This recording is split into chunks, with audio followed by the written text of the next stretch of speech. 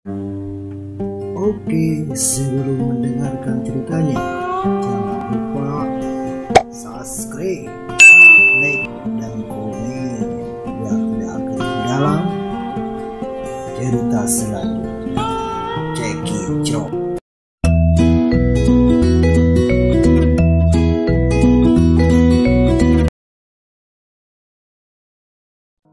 Johan seorang anak orang kaya yang tahun ini baru saja menyelesaikan kuliahnya S1 di Universitas Harvard dengan hasil cum laude merupakan sosok yang rendah hati. Meskipun ayahnya adalah pengusaha kaya yang punya beberapa perusahaan, tetapi Johan tidak pernah mengandalkan harta ayahnya untuk dipamerkan. Pagi ini Johan menghampiri ayahnya dan berkata mau mencoba melamar pekerjaan di salah satu perusahaan ayahnya dan ia ingin melamar pekerjaan sebagai pegawai rendahan dengan memasukkan ijazah SMA-nya saja. Keinginan Johan mendapatkan respon positif dari ayahnya. Baiklah, ayah akan telepon Pak Handoko supaya besok kamu lamar kerja di sana saja. Karena ayahnya bisa membaca apa yang menjadi tujuan dari anaknya. Belajar menjadi manusia dengan merasakan bagaimana berada pada tingkat paling rendah. Ayah Johan lalu berkata, kamu melamar pekerjaan di anak perusahaan ayah saja. Di mana di sana tidak banyak yang mengenali kamu karena kalau di perusahaan induk sudah banyak orang-orang ayah yang sudah mengenali dirimu. Johan pun menjawab, iya ayah, itu lebih baik. Oke ayah, Johan akan mempersiapkan dulu surat lamaran pekerjaan untuk besok. Dan Johan akan mencari tempat kos juga untuk belajar hidup mandiri. Dan tak lama kemudian Pak Willy ayahnya Johan menghubungi Pak Handoko dengan maksud sesuai keinginan anaknya. Pak Willy langsung mengambil HP-nya dan membuka nomor Pak Handoko. Tak lama berselang HP di seberang sana berdering dan terdengar suara, selamat sore Tuan Besar, ada keperluan apa ya sore begini menghubungi saya? Dan Pak Willy pun kemudian mengutarakan maksudnya menghubungi Pak Handoko sesuai keinginan anaknya tersebut. Dan Pak Handoko pun kembali berkata, iya Tuan Besar, besok Tuan Muda silakan datang ke perusahaan ini dan langsung menemui saya, nanti saya akan atur dengan Ibu Yusnia supaya maksud Tuan Muda jangan banyak diketahui oleh semua karyawan di sini.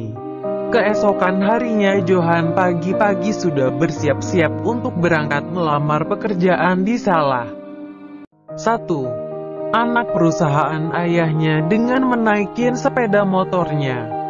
Hanya dengan modal ijazah SMA-nya Johan berangkat ke perusahaan ayahnya yang kemarin ayahnya sudah telepon pimpinannya anak perusahaan tersebut. Pukul 9 pagi Johan sudah berada di depan perusahaan itu dan ia berjalan masuk ke dalam lobi dan langsung menuju ke customer service dan langsung berkata, permisi Mbak, apa bisa ketemu dengan Pak Handoko? Customer service itu pun kaget, ada pemuda dengan penampilan sederhana menyebut nama bos mereka. Lalu customer service itu berkata, ada keperluan apa ya dengan Pak Handoko dan dengan siapa ini? Kata customer service itu yang bernama Ninda. Kembali Johan berkata dengan customer service itu, saya Johan Mbak. Lalu Ninda kembali menjawab, sebentar ya saya hubungi dulu beliau. Sambil masih ragu Ninda akhirnya menghubungi Pak Handoko melalui ekstensiun telepon. Nah, tidak lama kemudian telepon di ruangan Pak Handoko pun berdering.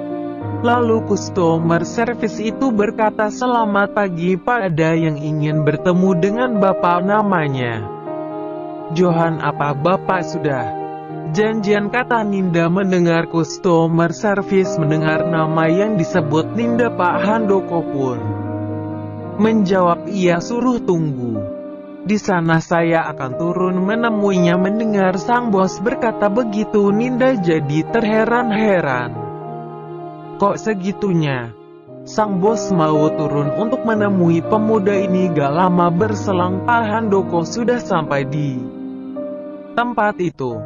Pak Handoko yang sudah dipesan oleh Pak Willy sang bos besar untuk bersikap biasa saja. Lalu tidak lama berselang Pak Handoko mengajak Johan. Diajak Pak Handoko untuk mengikutinya.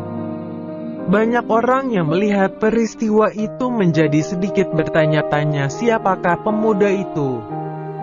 Kenapa bos mereka begitu sopan terhadap pemuda itu? Bahkan bos sendiri yang menjemput pemuda itu dan diajak menuju ke ruangan HRD untuk memberikan lamarannya. Dan tak lama berselang Johan dan Pak Handoko tiba di ruangan HRD dan langsung menuju ke ruangannya Ibu Yusnia selaku manajer HRD. Dan setibanya di depan ruangan Bu Yusnia, Pak Handoko mengetuk pintu ruangan Ibu Yusnia.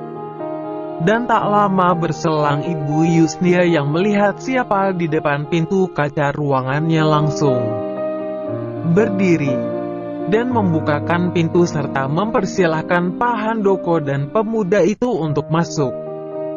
Di dalam ruangan itu terjadilah percakapan antara Pak Handoko dengan Ibu Yusnia. Apa maksud tujuan datang ke tempat itu? Pak Handoko berkata, Bu Yusnia, perkenalkan, beliau ini Tuan Muda Johan.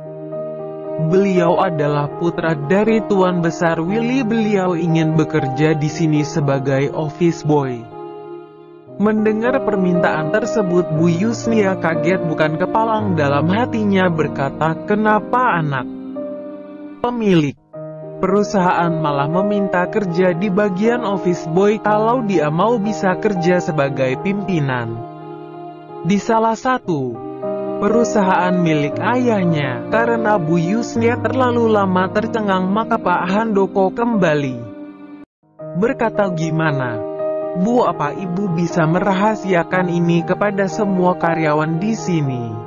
Dengan tergagap Bu Yusnia berkata, bisa Pak. Baiklah Tuan Muda, mulai kapan Tuan Muda mau masuk bekerja? Tanya Bu Yusnia kepada Johan. Kalau bisa mulai besok ya Bu.